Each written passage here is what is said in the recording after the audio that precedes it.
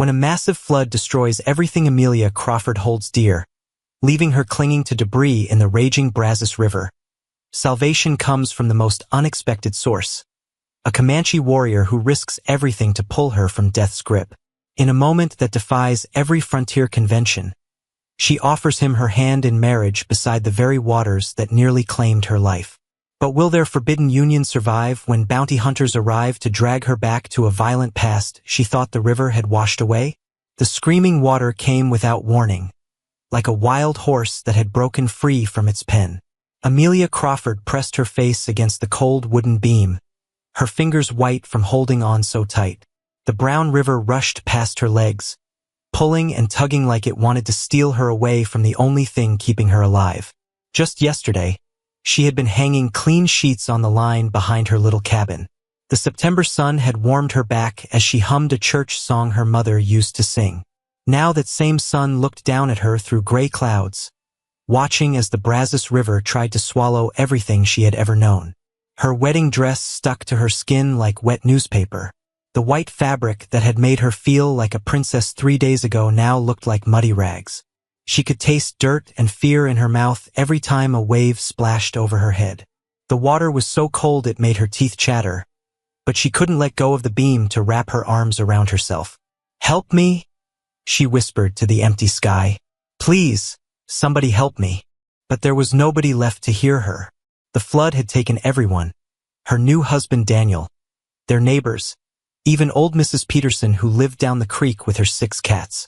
The water had come so fast in the middle of the night, rushing through their valley like a hungry monster. Amelia had only escaped because she'd been in the outhouse when the cabin started to shake and groan. She remembered running through the rising water, her nightgown soaking wet, trying to reach Daniel who was still trapped inside their home. But the current had grabbed her legs and pulled her under. When she came up gasping for air, the cabin was already floating away in pieces. She had grabbed onto the biggest piece of which she could find, a roof beam that had somehow stayed in one piece. Now she didn't know how long she had been floating. The sun seemed to move so slowly across the sky, like it was walking instead of running. Her hands hurt from gripping the wood so hard. Every muscle in her body felt like it was on fire. The water kept trying to pull her dress down around her legs, making it hard to kick and stay afloat. She thought about her mother back in Missouri, who had begged her not to marry Daniel and move to Texas. "It's too dangerous out there," her mother had said. "Too wild, too far from help." But Amelia had been so sure that love would be enough to keep them safe. She had been wrong about so many things. A dead cow floated past her, its eyes wide and staring at nothing. Then came pieces of someone's kitchen, a broken chair, a tin pot, a child's doll with its hair all tangled. Each thing that passed by told a story of a family that had been torn apart, just like hers. The current was getting stronger now, pulling her toward a bend in the river where the water moved faster. She could see tree branches sticking up like skeleton fingers, waiting to catch her and drag her under. Her arms were getting tired, so tired that she wasn't sure she could hold on much longer. "I don't want to die," she said out loud, surprised by how small her voice sounded over the noise of the rushing water. "I'm only 19 years old. I haven't done anything yet." But the river didn't care how old she was or what she wanted to do with her life. It just kept pulling her along, carrying her toward whatever came next. She closed her eyes and tried to pray, but the only words that came were please and help over and over again. That's when she heard something that made her heart jump. The sound of a horse snorting and stamping its feet. She opened her eyes and looked toward the shore, but all she could see were trees and mud. Maybe she had imagined it. Maybe her mind was playing tricks on her because she wanted to be rescued so badly. Then she heard it again, closer this time. And something else, a voice calling out words she couldn't understand. The voice was deep and strong, not like the weak little sounds she had been making. Someone was there, someone who might be able to help her. But as the current carried her around the bend, she saw something that made her stomach drop like a stone. The water ahead was full of broken trees and debris, all tangled together like a giant's fishing net. If she got caught in that mess, she would drown for sure. The wooden beam wouldn't be able to carry her through. She started kicking harder, trying to steer toward the shore, but the current was too strong. Her wet dress felt like it weighed 100 pounds, dragging her down. The tangled trees were getting closer and closer, and she could see sharp branches sticking out like spears. From his hiding place in the cottonwood trees, Ayana watched the white woman fight against the angry river. His painted horse, Storm Walker, stamped his feet and snorted, sensing his rider's tension. The warrior had been tracking a wounded deer when the sound of splashing and crying reached his ears. He should ride away. His father, Chief Running Bear, had warned all the young men to stay away from white settlers. "They bring nothing but trouble," the old man always said. "Their promises are like smoke. They look real until you try to hold them." But something about the woman's struggle made Ayana's chest feel tight. She was fighting so hard to live, even though the river seemed determined to take her. Her dark hair floated around her head like water grass, and her face was pale with cold and fear. She reminded him of a bird with a broken wing, still trying to fly. The debris field ahead would kill her. Ayana had seen what happened when the river got angry. It crushed everything in its path. Even strong Comanche warriors respected the power of floodwater. This woman, small and weak from fighting the current, would not survive. He made his choice. "Hiya!" he called to Storm Walker, digging his heels into the horse's sides. The spotted pony leaped forward without fear, crashing through the shallow water at the river's edge. Ayana had trained him since he was a colt, and the horse trusted his rider completely. The woman heard him coming and turned her head. Her eyes went wide when she saw him, a Comanche warrior with painted stripes on his chest and feathers in his long black hair. Most white people screamed when they saw his kind, but this one just stared like she was seeing a spirit. "Hold on," he shouted in English, words he had learned from traders at the fort. His voice carried over the noise of the rushing water. "I help you." Storm Walker plunged deeper into the river, his strong legs fighting against the current. The water came up to the horse's belly, then his chest, but the brave animal kept moving forward. Ayana could feel the river trying to push them downstream, toward the same death trap that waited for the woman. The wooden beam she clung to was spinning in the current now, carrying her straight toward the tangled trees. Ayana knew he only had moments before she would be swept into the debris field. He guided Storm Walker to the right, trying to cut across the current and reach her before it was too late. "Swim to me," he called, but the woman shook her head. Her hands were locked around the beam like claws, and her face showed the kind of fear that made thinking impossible. She had been in the water too long, too scared to let go of the only thing keeping her alive. Ayana made Storm Walker swim harder, pushing through the brown water until they were just a few feet away from the woman. He could see her clearly now, young, with skin as pale as birch bark and lips blue from cold. Her wedding dress was torn and muddy, but he could see it had once been beautiful.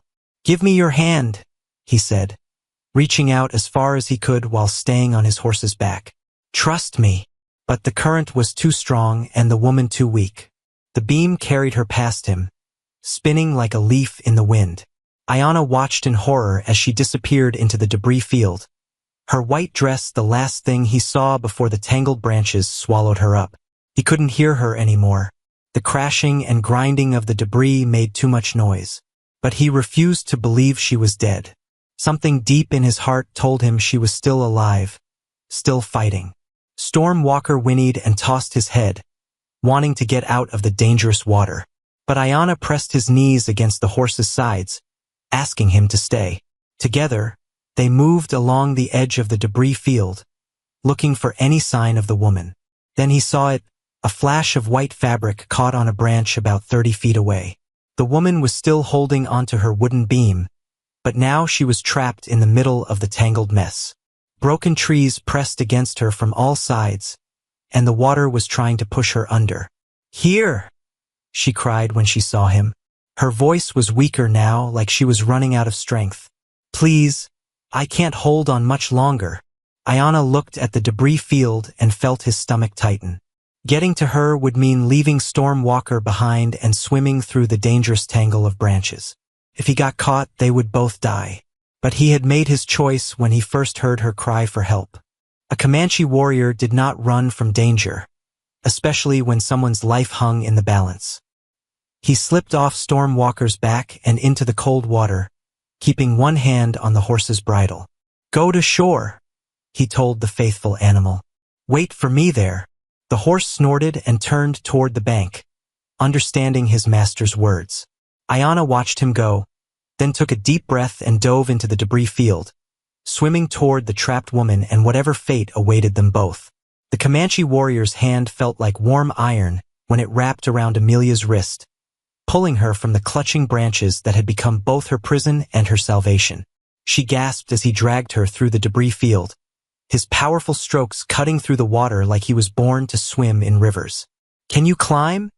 he asked when they reached Stormwalker, who stood knee-deep in the muddy shallows, waiting like a faithful dog. His English was broken but clear, and his dark eyes searched her face for signs of injury. Amelia tried to answer, but her teeth were chattering so hard she could barely speak. Her whole body shook like a leaf in a windstorm. The warrior, she could see now that he was young, maybe only a few years older than herself, lifted her onto his horse's back as easily as picking up a child. "My name is Ayana," he said, swinging up behind her. "It means eternal blossom in my language. What do your people call you?" Amelia," she managed to say through her chattering teeth. Amelia Crawford. She didn't mention that 3 days ago, her name had been Barrett. That felt like a different life now, before the flood washed away everything she thought she knew about herself. Ayana guided Stormwalker toward higher ground, away from the still-rising river. The horse moved carefully through the mud and scattered debris, his hooves finding solid footing where Amelia would have seen only dangerous muck. She could feel the warrior's chest against her back, warm and steady, and for the first time since the flood began, she felt safe. But as they climbed the riverbank, a new fear crept into her heart. Everyone back in Missouri had told terrible stories about Comanche warriors, how they captured white women and made them slaves, how they scalped their enemies and danced around fires. Her mother had made her promise to keep a bullet for herself if she was ever caught by Indians, saying death was better than the fate that awaited captive women. Yet this man had risked his life to save her. He spoke gently and hadn't hurt her, even though she was completely helpless. The stories didn't match the reality of his careful hands helping her stay upright on his horse. "Where are you taking me?" she asked, trying to keep the fear out of her voice. "Somewhere warm and dry," Ayana replied. "You need fire, food, dry clothes. The river spirits almost took you today. We must thank them for letting you live." River spirits? Amelia had grown up in a Christian home where such talk would have earned her a switching. But after what she just survived, the idea that something powerful lived in the water didn't seem so strange. Maybe the river spirits had sent this warrior to save her. They rode through a grove of pecan trees toward a small clearing where a thin line of smoke rose into the gray sky. Ayana had made camp here, with a fire burning and his gear spread neatly on a buffalo hide. Everything looked clean and organized, not wild and savage like the stories claimed. "This is your camp?" Amelia asked, looking around in surprise. "I was hunting when I heard you cry out," Ayana explained, helping her down from Stormwalker's back. "The deer I was tracking led me to this place, then disappeared. Now I know why the spirits guided me here." He wrapped a thick buffalo robe around her shoulders, and she pulled it close, grateful for its warmth. The hide was soft and well-tanned, decorated with painted symbols she didn't recognize. It smelled like smoke and sage and something else, something that reminded her of safety. "Sit by the fire," Ayana said, stirring the flames with a stick. "I will make hot broth to warm your insides." As she watched him work, Amelia realized how different he was from what she'd expected. His movements were graceful and sure, like a dancer or an artist. The war paint on his chest and face wasn't frightening up close. It was beautiful, with intricate patterns that must have taken time and skill to apply. "Why did you save me?" she asked suddenly. The question had been burning in her mind since he'd pulled her from the debris. Ayana looked up from the small pot he was heating over the fire. "Why does the sun rise?" Why does the grass grow? Some things happen because they must happen. When I saw you fighting the river, I could not turn away. But I'm white. Your people and mine. We're enemies. Are we? He tilted his head, studying her face. You do not look like my enemy. You look like someone who needs help. Amelia felt tears starting to form in her eyes. When was the last time anyone had looked at her and seen someone worth helping? Her husband Daniel had married her for her father's land back in Missouri. Her father had seen her as a burden to pass along to someone else. Even her mother loved her, but always with worry and disappointment. I have nothing left, she whispered, the words coming out before she could stop them. The flood took everything. My husband, my home, all my things. I don't even know if anyone else from our settlement survived. Ayanna was quiet for a long moment, stirring the broth with a carved wooden spoon. When he finally spoke, his voice was soft but firm. The flood took your old life, but you are still here, still breathing. That means the spirits have other plans for you. What kind of plans? I do not know yet, but I know this: you are stronger than you think. Weak people do not survive what you survived today. The broth smelled wonderful when he handed her a bowl made from a gourd. It tasted like beef and wild onions and herbs she couldn't name. As the hot liquid warmed her from the inside, Amelia felt some of her strength returning. What will happen to me now? She asked. I can't go back to Missouri. I have no money, no family who would take me in. And I can't stay in Texas alone. Ayanna sat across from her, his own bowl steaming in his hands. Among my people, when someone saves a life, they become responsible for that person. You are my responsibility now. What does that mean? It means you are under my protection. No one can harm you while you are with me. The words should have frightened her, but instead they made her feel something she hadn't felt in years: hope. This stranger, this enemy of her people, was offering her something no white man ever had: true protection with no strings attached. Your people won't like having a white woman in their camp, she said. Some will not like it, Ayanna agreed. But my grandmother was white once, captured as a child and raised as Comanche. She will understand your situation. And my father respects my judgment, even when he doesn't agree with my choices. As the sun began to set, painting the sky in shades of orange and pink, Amelia found herself studying Ayanna's face in the firelight.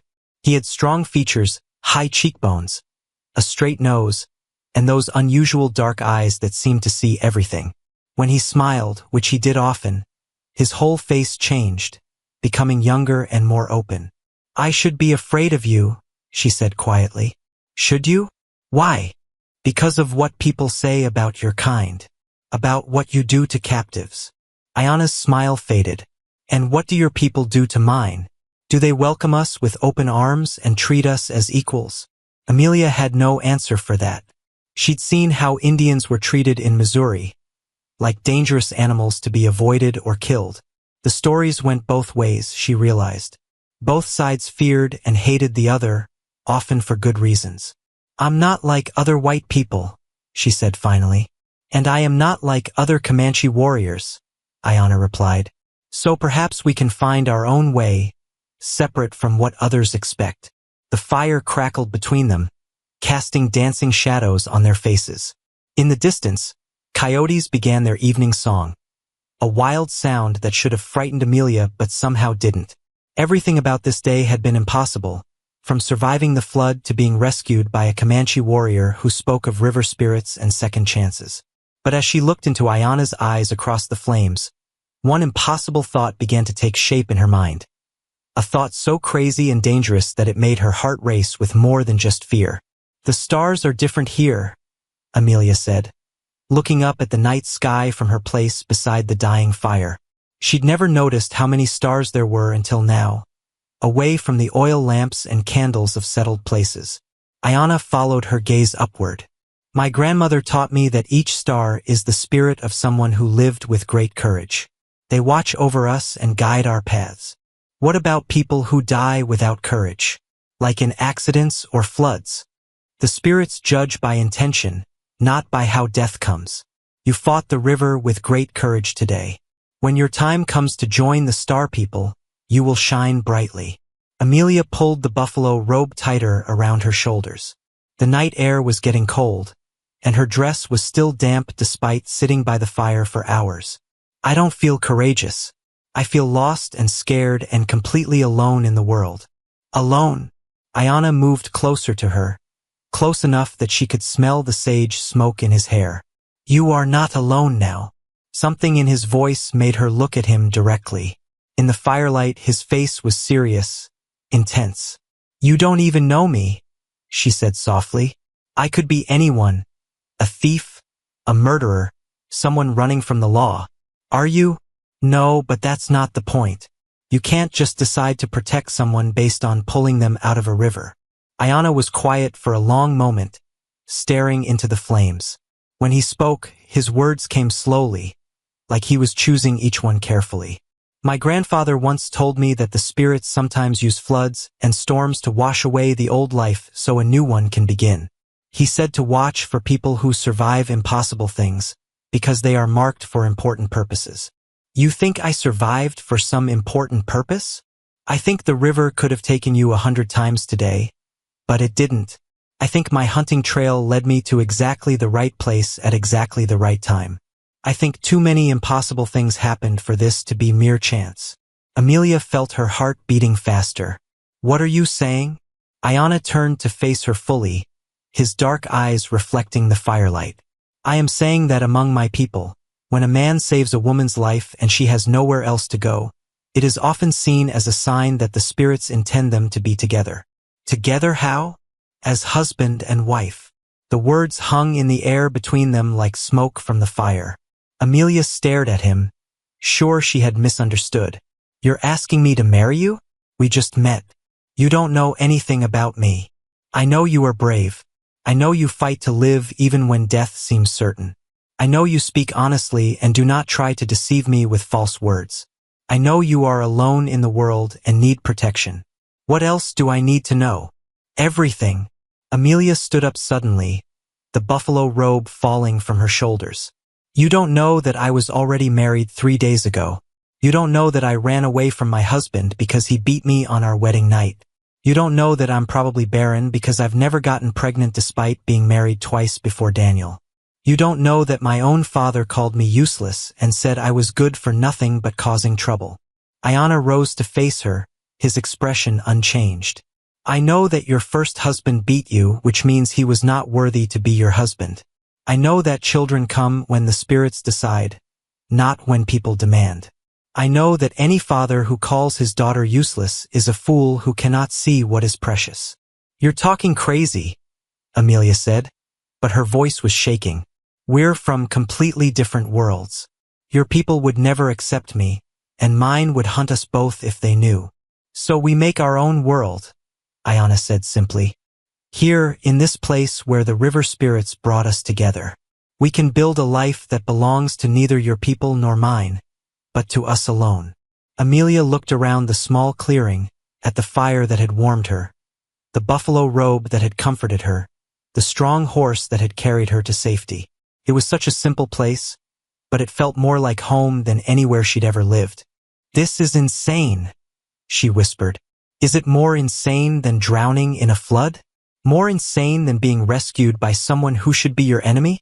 More insane than surviving when everyone else died? She couldn't argue with that logic. This whole day had been impossible from start to finish. Why should its ending make any more sense than its beginning? I don't love you, she said, testing the words to see how they felt. I do not love you either, Ayana replied. Not yet, but I feel something when I look at you. A stirring in my chest that tells me love could grow between us if we let it. And if it doesn't, what happens then? Then we will have given each other companionship and protection for whatever time we have. That is more than many married people can say. Amelia walked to the edge of the clearing, looking out into the darkness where the river continued its journey toward the sea. Somewhere in that water were the pieces of her old life, her cabin, her belongings, probably Daniel's body. All of it was gone, swept away like it had never existed. But she was still here. Against all odds, she was still breathing, still thinking, still capable of choosing what came next. For the first time in her life, no one was telling her what she had to do. Her father couldn't force her into another unwanted marriage. The church couldn't shame her for her choices. Society couldn't judge her for breaking its rules. She was completely free, and it was terrifying. "If I said yes," she said without turning around, "how would we do it? There's no preacher here, no church, no family to witness." "Comanche weddings are simpler than white weddings," Ayana said. "We speak our promises to each other and to the spirits. We share food and gifts. We join our lives with words that come from the heart, not from a book. And it would be legal? Real? It would be real to us. That is what matters." Amelia closed her eyes and tried to imagine it, standing beside this man, speaking words that would bind their lives together. It should have seemed impossible, but somehow it felt right in a way that her previous marriages never had. "I have nothing to give you," she said. "No dowry, no possessions, not even proper clothes. You have your life, which you will share with me. You have your strength, which helped you survive the flood. You have your honesty, which is rarer than gold. These are gifts worth more than cattle or horses." When she turned back to face him, Ayana was holding something in his hands, a small piece of curved bone with symbols carved into its surface.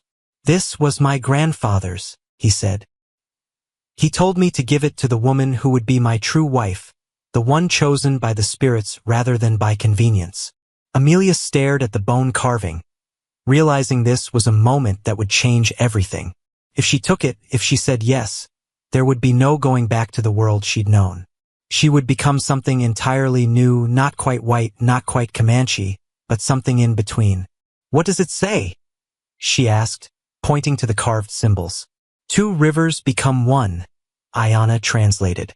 "Stronger together than apart. Two rivers becoming one." Seemed fitting considering where they'd met.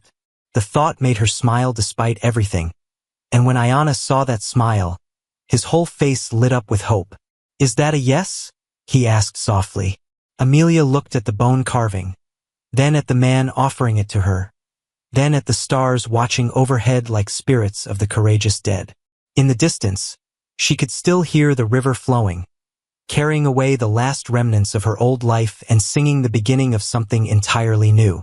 The wedding ceremony began with Ayana painting new symbols on his chest, while Amelia watched from across the fire, her heart hammering like a woodpecker against her ribs. He used red clay mixed with bear grease, drawing lines that looked like flowing water and soaring birds. "What do they mean?" she asked, fascinated despite her nervousness. "This one," he touched a curved line over his heart, "means new beginning. This one," he pointed to spirals on his shoulders, "means two spirits joining. And this," he drew his finger across symbols near his throat, "means words spoken in truth." Amelia had never seen anything so beautiful. Her first two weddings had been hurried affairs in stuffy churches, with preachers who barely knew her name rushing through words that felt empty and cold. This felt different, ancient and powerful, like something that mattered to forces bigger than just two people. "What should I do?" she asked. "I don't know your customs." Ayana smiled and handed her a small pot of yellow paint. "Paint what your heart tells you to paint. The spirits will guide your hands." With trembling fingers, Amelia dipped her finger in the paint and touched it to her forehead. She didn't know why, but it felt right. Then she drew a line down each cheek, like tears of joy instead of sadness. The paint felt warm and strange on her skin, but also comforting, like a blessing. "Now we speak our promises," Ayana said, taking her hands in his. "I will go first, then you." He began to speak in Comanche, his voice deep and rhythmic like a song. Amelia couldn't understand the words, but she felt their meaning in the way he looked at her, in the gentle pressure of his hands holding hers. When he finished, he repeated the same words in English. "I, Ayana, take you, Amelia, as my wife before the spirits and the stars. I promise to protect you from all harm, to share my food when you are hungry, to keep you warm when you are cold. I promise to listen to your words and value your thoughts. I promise to be faithful to you until the day I join the star people in the sky." Now it was her turn. Amelia's mouth felt dry as dust, but she forced herself to speak. I, Amelia, take you, Ayana, as my husband before the spirits and the stars. I promise to stand beside you in good times and bad, to care for you when you are sick, to share your burdens and your joys. I promise to be honest with you always, to respect your ways and your people. I promise to be faithful to you until my last breath. The words felt strange coming out of her mouth, but also true in a way that surprised her. She meant every promise, even though she'd known this man for less than a day. Ayana reached into his pack and pulled out a small leather pouch. From it, he took a thin gold band, not fancy, but clearly precious to him. This was my mother's, he said. She wore it until the day she died. Now I give it to you. Amelia's eyes filled with tears as he slipped the ring onto her finger. It fit perfectly, like it had been made for her hand. I have something too, she said, pulling her own gold band from her finger, the one her mother had given her years ago. This was my grandmother's. She said it would bring me luck in love. When Ayana put the ring on his finger, Amelia felt something shift inside her chest, like a door opening that had been locked for years. This was real. She was married again, but this time to someone who had chosen her not for her father's land or her cooking skills, but because he saw something valuable in her that no one else had ever seen. Now we share food, Ayana said, producing a small corn cake from his pack. He broke it in half and handed her one piece. We eat together to show that we will share all things from this day forward. The corn cake was sweet and filling, made with honey and nuts. As they ate, Amelia realized she was hungrier than she'd thought. The day's events had left her weak and empty, but the simple meal gave her strength. There is one more thing, Ayana said when they finished eating. From his pack, he pulled out a beautiful blanket woven with intricate patterns in red, blue, and yellow. This is our marriage blanket. My grandmother made it for me when I became a man. She said I should save it for the woman who would be my true wife. He spread the blanket on the ground near the fire, then sat down and patted the space beside him. Amelia hesitated for just a moment, then joined him. The blanket was soft and warm, and sitting close to Ayana felt natural, like something she'd been doing for years instead of minutes. Are we really married now? She asked. We are married in the eyes of the spirits, Ayana said. That is the only marriage that matters. They sat in comfortable silence, watching the fire burn down to glowing coals. Amelia felt peaceful for the first time in months, maybe years. The events of the day seemed like a strange dream. The flood, the rescue, the proposal, the wedding. But the warm weight of Ayana's arm around her shoulders was real, and so was the gold ring on her finger. What happens tomorrow? She asked. Tomorrow we start our life together, Ayana said. We will travel to my village so you can meet my family. Some will welcome you, others may not.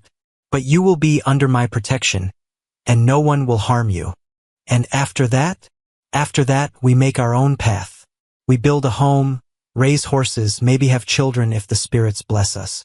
We grow old together and watch the seasons change.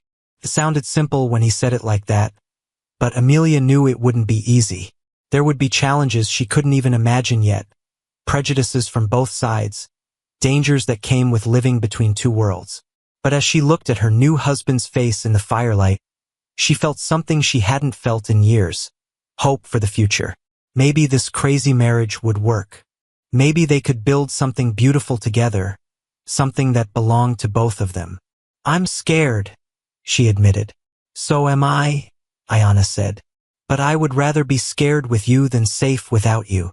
The morning sun painted the sky pink and gold when Amelia woke up wrapped in the marriage blanket, with Ayana's steady breathing beside her ear. For a moment, she couldn't remember where she was or why she felt so different. Then she saw the gold ring on her finger and everything came flooding back. She was married, again, to a Comanche warrior she'd met during a flood. Good morning, wife, Ayana said softly, and she realized he'd been awake, watching her sleep. Good morning, husband, she replied, testing how the word felt on her tongue. It felt strange but not wrong, like a new dress that would be comfortable once she got used to wearing it. They ate breakfast in companionable silence, dried meat and berries that Ayana had packed for his hunting trip. The food was simple but filling, and Amelia found herself thinking about all the fancy meals she'd prepared for her previous husbands, trying to please men who never seemed satisfied with anything she did. "We should leave soon," Ayana said, packing up his gear with practiced efficiency. "The village is 2 days' ride from here, and I want to reach the first stopping place before dark." "Will your people really accept me?" Amelia asked, watching him load his pack onto Stormwalker's back. "My grandmother will," he said with confidence. "She understands what it means to be caught between two worlds. And my father respects my judgment, even when he disagrees with my choices." "What about everyone else?" Ayana paused in his packing. "Some will see you as a curiosity. Others will be suspicious. A few may be openly hostile. But you are my wife now, which means you are under the protection of my family. No one will dare harm you." As they prepared to leave, Amelia took one last look around the clearing where her new life had begun. The fire was just cold ashes now, and the river had gone down during the night, leaving behind mud and debris. It looked like an ordinary place, but she knew she would remember it forever. "Ready?" Ayana asked, offering her his hand to help her mount Stormwalker. "As ready as I'll ever be," she said, settling herself behind him on the horse's back. They rode northeast through country that looked like nothing Amelia had ever seen. Rolling hills covered with tall grass stretched as far as she could see, broken up by groves of oak and pecan trees. In the distance, she could see buffalo grazing in dark clusters, and once they spotted a small group of wild horses running free across the prairie. "It's beautiful," she said, meaning it. The land felt alive in a way that her father's farm in Missouri never had, wild and free and full of possibilities. "This is Comanche land," Ayana said with pride in his voice. "My people have lived here for generations, following the buffalo and the seasons. We know every water hole, every safe camping place, every dangerous spot to avoid." As they rode, he told her stories about the land, which plants were good for medicine, which animals were sacred, where the best hunting was found. Amelia listened carefully, trying to learn everything she could about her new world. But as the sun climbed higher, she began to notice something troubling. Stormwalker was limping slightly, favoring his left front hoof. At first, she thought she was imagining it, but the limp got worse as they traveled. "Your horse is hurt," she said finally. Ayana immediately pulled Stormwalker to a stop and slid down to examine the hoof. "Stone," he said grimly, using his knife to pry out a sharp piece of flint. "He must have stepped on it back at the river. Is he going to be okay? He needs rest.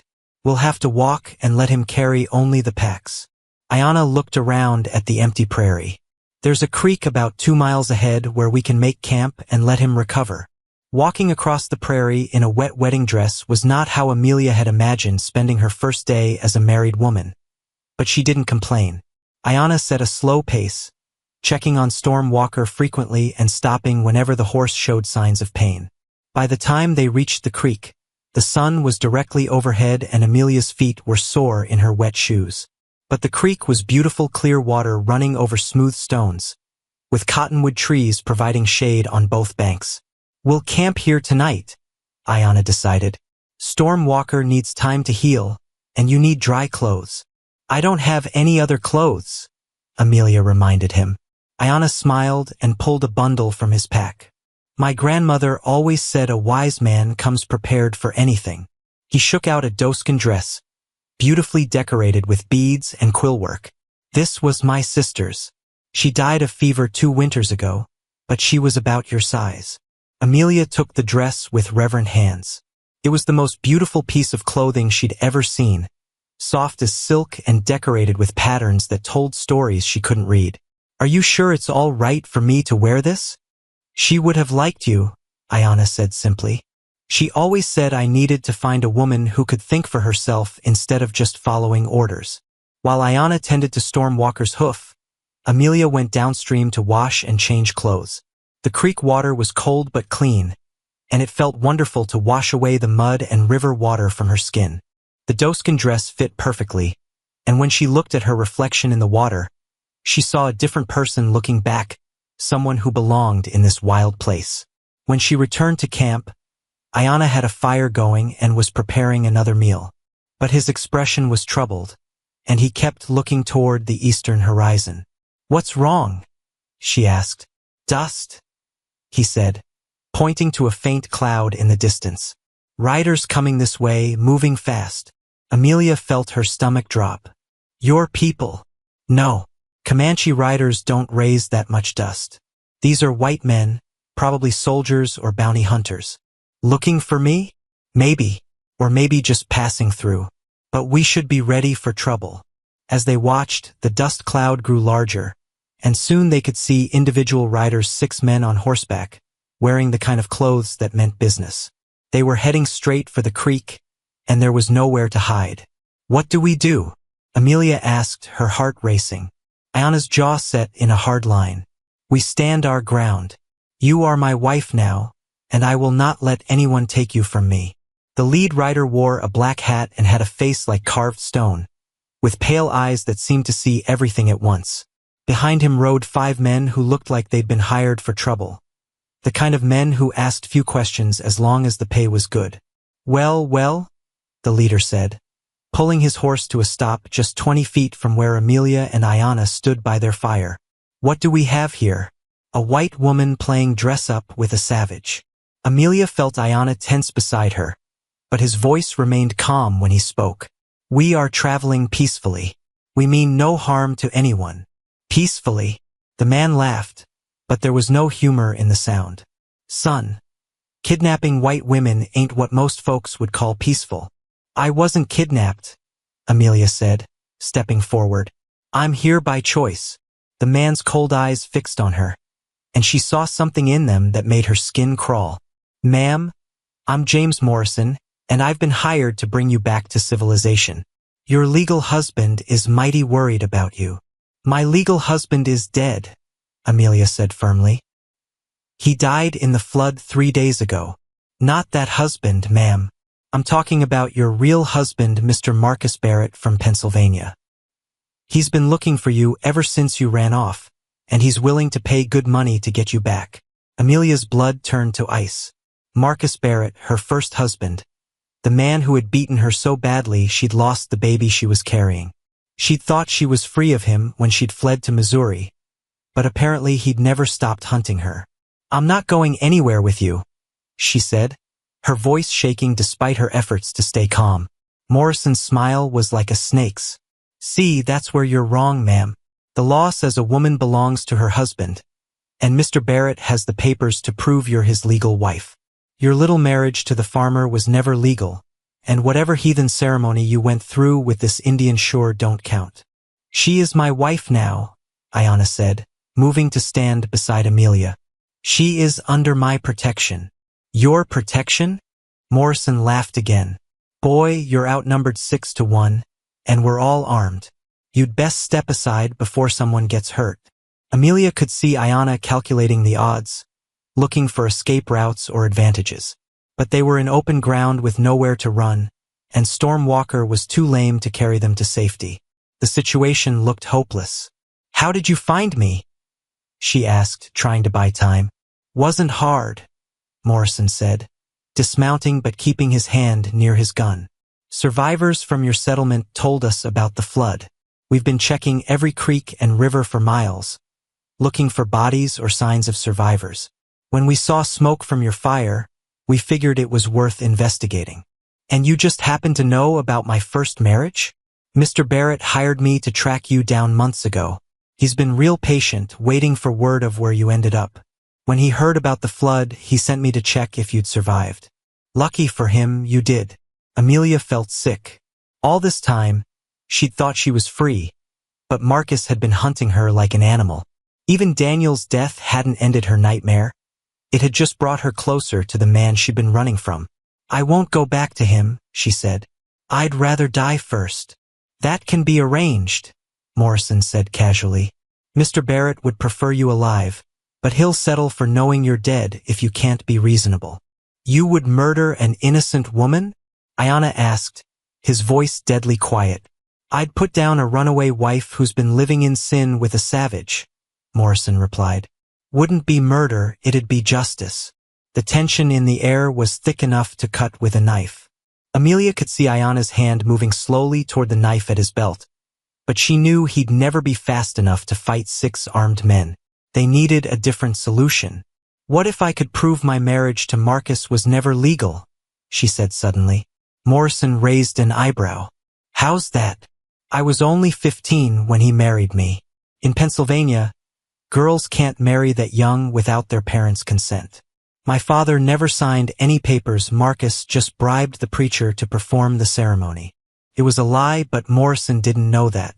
She'd actually been 17 when Marcus had married her, old enough to make her own decisions even if they'd been terrible ones. Even if that's true, Morrison said, you're his wife now by common law. You lived with him for 2 years. Under force, Amelia countered. Common law doesn't apply when there's coercion involved. She could see Morrison thinking, trying to figure out if she was telling the truth. Meanwhile, Ayana was slowly moving into a better position, using their conversation as cover. Don't matter anyway, Morrison said finally. Mr. Barrett's paying me to bring you back, and that's what I'm going to do. We can sort out the legal details later.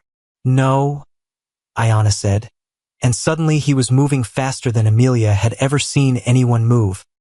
His knife flashed in the sunlight as he lunged at Morrison, but one of the other men was ready for him. A rifle but caught Ayana in the head, and he dropped to the ground like a stone. Ayana! Amelia screamed, dropping to her knees beside him. Blood was flowing from a gash on his scalp, and his eyes were closed. For a terrifying moment, she thought he was dead, but then she felt his chest rising and falling. Tie her up, Morrison ordered his men, and make sure the Indian stays down. We don't need him following us. Rough hands grabbed Amelia's arms, pulling her away from Ayana's unconscious form. She fought and scratched and bit, but there were too many of them. Within minutes, she was tied to one of their horses, her hands bound behind her back. Please, she begged as they prepared to leave. Don't leave him here to die. At least take him somewhere safe.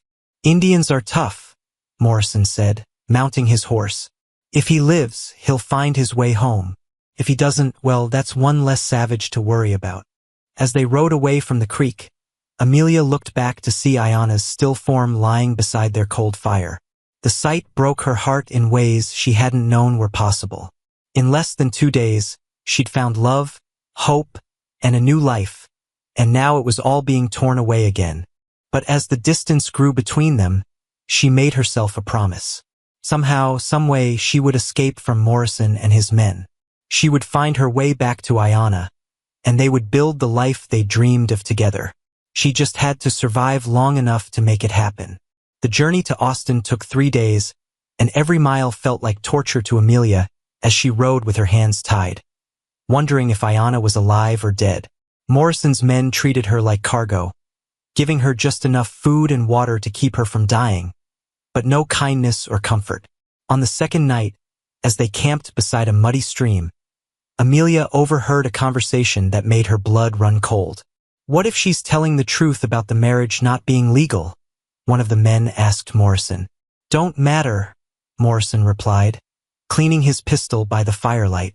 Barrett's paying us $500 to bring her back, dead or alive. Even if she ain't his legal wife, she's still worth money to him. What's he want with her if she ain't his wife? Morrison's laugh was ugly. Revenge, mostly. She made him look like a fool when she ran off, and rich men don't like being made to look foolish. He wants to make sure she pays for embarrassing him. Amelia closed her eyes and tried not to think about what Marcus would do to her once she was back in his power. She'd barely survived his beatings when she was his wife. What would he do now that she'd humiliated him by running away? But on the 3rd day, as they rode into Austin, Amelia felt a spark of hope.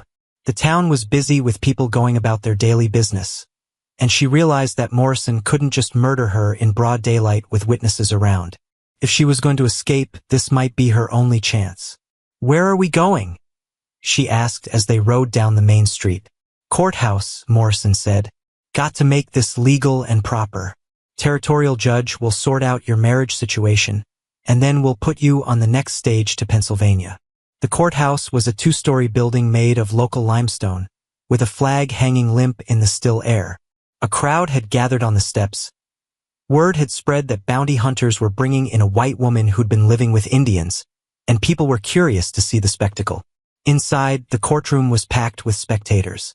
Judge William Harrison, a thin man with gray whiskers, sat behind a large wooden desk that served as his bench. He looked tired and annoyed, like he had better things to do than sort out domestic disputes. "State your business," he said to Morrison. "Your Honor, I'm here to return this woman to her legal husband.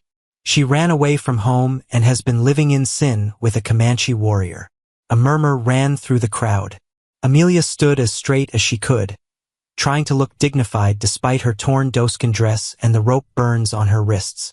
"What's your name, ma'am?" the judge asked her. "Amelia Crawford, Your Honor, though these men claim I'm someone else." "She's Amelia Barrett," Morrison interrupted. "Married to Marcus Barrett of Philadelphia. I have the papers right here." He handed the judge a folder full of documents. Judge Harrison studied them carefully, his expression growing more troubled with each page. "These documents appear to be in order," he said finally. "Marriage certificate, signed by both parties and witnessed. Seems clear enough."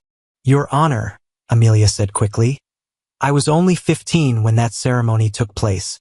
I was too young to consent to marriage, and my father never gave permission." "Do you have any proof of your age at the time?" Amelia's heart sank. She had no documents, no witnesses, nothing to back up her claim. "No, Your Honor. Everything I owned was destroyed in the flood." "Convenient," Morrison muttered. But then someone in the crowd spoke up. "Judge, I might be able to help with that." Everyone turned to see who had spoken. It was an elderly man in a worn suit, with kind eyes and calloused hands. He stepped forward, removing his hat respectfully. "Name's Pastor John Mitchell," he said. "I used to minister in Pennsylvania before I came to Texas. I remember performing a wedding for a young Barrett girl about 4 years ago. If this is the same woman, she was definitely older than 15 at the time." Amelia's hope crumbled. Pastor Mitchell was telling the truth. She had been 17, not 15, when she'd married Marcus. Her lie was about to be exposed. But then Pastor Mitchell continued speaking, and his words surprised everyone in the courtroom. "Problem is, that wedding was never legal. The girl's husband was already married to another woman at the time. I didn't know it then, but I found out later that Marcus Barrett had a wife back in New York that he'd never divorced. Made the whole ceremony invalid." The courtroom erupted in shocked murmurs. Morrison's face went white, and Judge Harrison banged his gavel for order. "Are you certain of this, Pastor?" the judge asked. "Absolutely certain, Your Honor. I made inquiries after I heard rumors about Barrett's first marriage. Found out he'd married a woman named Sarah Henderson in 1859, and she was still alive and living in Albany when he married this young lady in 1863. Bigamy makes the second marriage null and void." Morrison jumped to his feet. "That's impossible. Mr. Barrett never mentioned any first wife." "Maybe because he was trying to hide it," Judge Harrison said dryly. "Pastor Mitchell, do you have any documentation of this first marriage?" "Not with me, Your Honor, but I can send for the records if needed. The New York marriage is registered in Albany County." The judge considered this for a long moment. "Mrs. Crawford, you said? If Pastor Mitchell is correct, then you were never legally married to Marcus Barrett, which means you're free to marry whomever you choose." "I'm already married, Your Honor," Amelia said, touching the gold ring on her finger. "To a good man who saved my life." "The Indian?" Morrison sputtered. "Your Honor, you can't seriously consider a heathen ceremony as legal marriage." "Actually, I can," Judge Harrison said, consulting a thick book of territorial law. "Texas recognizes common law marriage, including marriages performed according to tribal custom, as long as both parties consent and present themselves as husband and wife." Amelia felt tears of relief streaming down her face. She was free, truly free, for the first time in her adult life. "This is ridiculous," Morrison shouted. Mr. Barrett is paying good money for this woman. Mr. Barrett has no legal claim on this woman, the judge ruled. And if he knowingly hired you to kidnap someone who wasn't his wife, he could face charges of his own. Case dismissed. As the crowd began to disperse, Pastor Mitchell approached Amelia with a gentle smile. I'm sorry I couldn't help you when you were trapped in that marriage, he said. But I'm glad I could help you now. Thank you, Amelia said, still hardly believing she was free. But I have to get back to my husband. He was hurt when these men took me, and I don't know if he's alive, said a familiar voice from the courtroom doorway. Amelia spun around to see Ayanna standing there, his head bandaged but his eyes bright with relief. Without thinking, she ran to him and threw her arms around his neck, not caring who was watching or what they thought. How did you find me? She asked through her tears. I followed the trail, he said simply, and I asked the spirits to guide me to you. They did not disappoint. As they left the courthouse together, Amelia realized that the flood had washed away more than just her old life. It had washed away all the lies and legal complications that had kept her trapped. Now she was truly free to choose her own path, and she had chosen to walk it with the man who had saved her in every way that mattered. The Comanche village appeared like a mirage on the prairie horizon. Dozens of buffalo hide teepees arranged in careful circles beside a winding stream. Smoke rose from cooking fires, and Amelia could hear children laughing and dogs barking as she and Ayanna rode Storm Walker slowly down the gentle slope toward home. Are you ready for this? Ayanna asked, feeling her tense behind him on the horse. No, Amelia said honestly, but I don't think anyone ever is ready to meet their new family for the first time. As they approached the village, people began to emerge from their teepees to watch the newcomers arrive. Amelia saw faces ranging from curious to suspicious to openly hostile. Women gathered their children closer, and men reached for weapons they kept nearby. Ayanna, called out a voice, and a young warrior ran toward them, grinning widely. We heard you were dead. Ghost Hawk saw buzzards circling near Willow Creek and thought the worst. I am very much alive. Many horses, Ayanna replied, sliding down from Storm Walker and helping Amelia dismount. And I have brought someone special to meet our people. Many Horse's smile faded when he got a good look at Amelia. His eyes widened as he took in her pale skin, her light brown hair, and the doeskin dress she wore. Brother, what have you done? Before Ayanna could answer, an elderly woman emerged from one of the larger teepees. She walked with the aid of a carved wooden stick, but her back was straight and her blue eyes were sharp as a hawk's.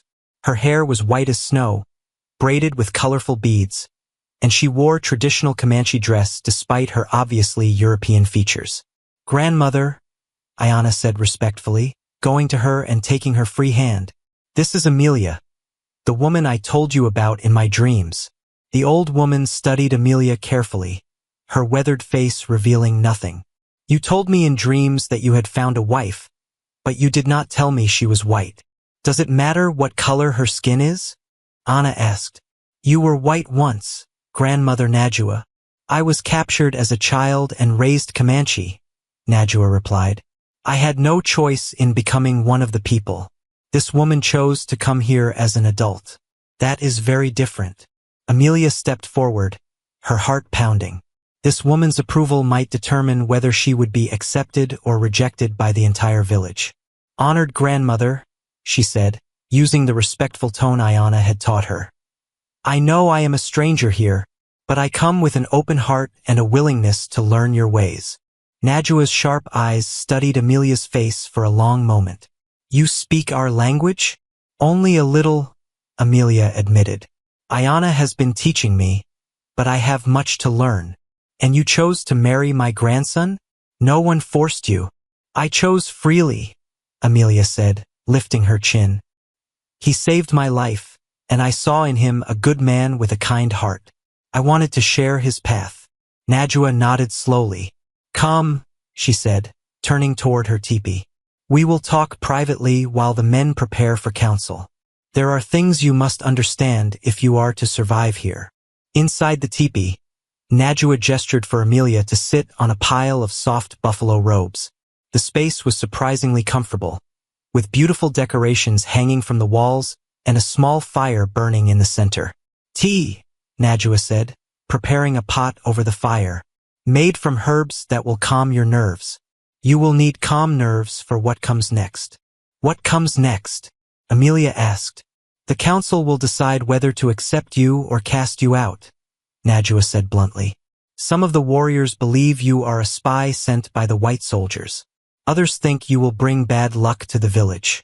A few want to trade you back to your people for horses and guns." Amelia felt her stomach drop. "And what do you think?" Najwa poured the hot tea into 2 carved wooden cups and handed one to Amelia. "I think you are a woman who has known great pain and is looking for a place to belong. I think my grandson sees something in you that calls to his spirit. But what I think matters less than what the council decides. How can I convince them to let me stay?" "By showing them who you truly are," Najwa said. "Not the white woman they expect, but the person you are becoming. Tell me, child, what skills do you have that would be useful to our people?" Amelia thought carefully. "I can cook, sew, tend gardens, care for sick people and animals. I'm strong and willing to work hard." "Good. But more importantly, what do you know about surviving in the white world? Can you read their writing? Do you understand their laws and customs?" "Yes, I can read and write. I know how white people think and what they fear. I understand their legal system." Najwa's eyes brightened. "That could be very valuable. Our people need someone who can help us navigate dealings with white settlers and soldiers. Too often, we are cheated because we don't understand their ways." The old woman leaned forward, her voice dropping to a whisper. "But there is something else you must know. There are those in this village who believe mixing white and Comanche blood will weaken our people. They fear that accepting you means accepting the end of our traditional ways." "Is that what you believe?" "I believe that survival sometimes requires change," Najwa said. "The buffalo herds are shrinking. White settlers are claiming more land every year. Our old ways may not be enough to protect our people much longer. Perhaps someone who understands both worlds can help us find a new path." Outside the teepee, Amelia could hear voices rising in heated discussion. The council had begun, and her fate was being decided by people she had never met. "Will you speak for me?" she asked Najwa. "I will speak the truth as I see it," the old woman replied. "But the final decision must come from Chief Running Bear, Ayana's father. He is a wise man but also very traditional. It will not be easy to convince him." A young woman pushed through the teepee flap, her face flushed with excitement. "Grandmother, they are calling for the white woman to come before the council." Najwa stood and helped Amelia to her feet. "Remember, child, show them your strength, not your fear. Speak honestly but respectfully. And whatever happens, do not beg. The people respect courage above all else." As they walked toward the large teepee where the council was meeting, Amelia saw that the entire village had gathered to watch. Men, women, and children stood in silent groups, their faces revealing nothing of their thoughts. She felt like she was walking to her own trial, which in a way she was. Inside the council teepee, 12 men sat in a circle around a central fire. At the head of the circle sat a man who could only be Chief Running Bear tall, powerfully built despite his age, with intelligent eyes and graying hair that fell to his shoulders. He wore traditional clothes decorated with symbols of his rank and achievements. "Sit," he commanded, pointing to a spot in the center of the circle. Amelia sat cross-legged as she had seen Ayana do, keeping her back straight and her hands folded in her lap. She looked around the circle, meeting each man's eyes briefly to show she was not afraid. "You are the white woman who claims to be my son's wife," Running Bear said. His English was excellent, with only a slight accent. "I am Amelia, and I am honored to be Ayana's wife," she replied. "Why should we allow you to remain among the people? What do you offer us besides another mouth to feed?" The question she had been dreading. Amelia took a deep breath and began to speak, knowing that her next words would determine the course of her entire future. "I offer you my knowledge of the white world and my willingness to serve the people however I can," Amelia said, her voice steady despite the fear churning in her stomach. I can read and write in English, which means I can help you understand treaties and legal documents. I know how white traders think, so I can help you get fair prices for your goods. One of the council members, a scarred warrior with fierce eyes, leaned forward. And what do you want in return, white woman? What is your price for this help? I want only to be accepted as Ayana's wife and to raise our children as part of the people, Amelia replied. This is my home now. Children, the scarred warrior laughed harshly. You would raise half-breed children who belong to neither world? You would curse them with your mixed blood. Amelia felt anger flare in her chest, but she remembered Najua's advice about showing strength, not fear. I would raise children who understand both worlds and can help the people survive in a changing time. The old ways are beautiful and should be preserved, but new knowledge can be valuable too. Chief Running Bear held up his hand for silence. My son says you were saved from the flood waters. Tell us what happened. Amelia told the story of the flood, her rescue, and their marriage, speaking simply and honestly. She didn't try to make herself sound heroic or downplay the strangeness of their quick courtship. When she finished, the council sat in thoughtful silence. You chose to marry my son after knowing him for one day, Running Bear said. That shows either great wisdom or great foolishness. Which do you think it was? Both, probably, Amelia said, earning a few surprised chuckles from the council. But sometimes the heart knows things the mind hasn't figured out yet. I felt safe with Ayana in a way I'd never felt safe with anyone before. And now? Do you still feel safe, surrounded by warriors who could kill you with a word from their chief? Amelia looked around the circle again, seeing the faces of men who were deciding her fate. I feel like I'm exactly where I'm supposed to be, she said truthfully. Running Bear nodded slowly. My mother was captured by Mexican raiders when I was a boy. She learned our ways and became one of the people. But she was a child then, with no other life to remember. You are a grown woman with your own culture and beliefs. How do we know you won't change your mind and return to your people when life here becomes difficult? Because I have no people to return to, Amelia said simply. The flood took everything I had in the white world. My family is dead or doesn't want me. The only person who was looking for me wanted to hurt me, not help me. You are my people now if you'll have me. And if we don't have you, what then? Then Ayana and I will make our own way in the world, but we'll do it together. The chief's eyes sharpened. You would take my son away from his people? Never, Amelia said firmly. I would never ask him to choose between me and his family. If you cast me out, I'll leave alone and release him from his promises to me. No, said a voice from behind her. Ayana pushed through the teepee flap, his face determined. Father, with respect, I must speak.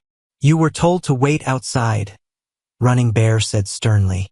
And I have waited long enough to hear my wife insulted and threatened, Ayana replied. She is under my protection, and I will not abandon her. The scarred warrior stood up angrily. You would defy your father and your chief for this white woman? I would stand beside the woman who chose to share my path when she could have chosen safety with her own people, Ayana said. She was free to go back to the white world, but she chose to come here with me. That takes more courage than any of you have shown today. Sit down, both of you, Running Bear commanded. Father and son glared at each other for a moment. Then Ayana took his place in the circle while Amelia remained in the center. White woman, the chief said. You say you want to help the people. Prove it.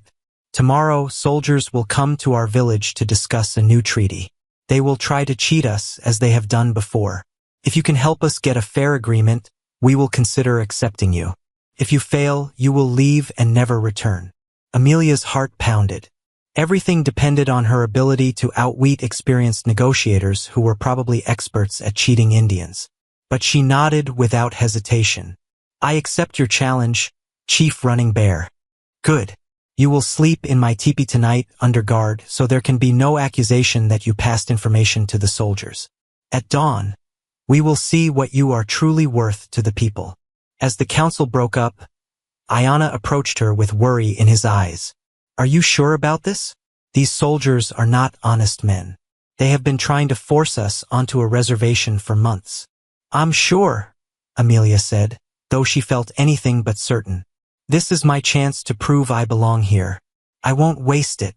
That night, lying on buffalo robes in the chief's teepee with 2 warriors standing guard outside, Amelia stared up at the smoke hole and tried to prepare for the most important negotiation of her life. She thought about everything she knew about white officials.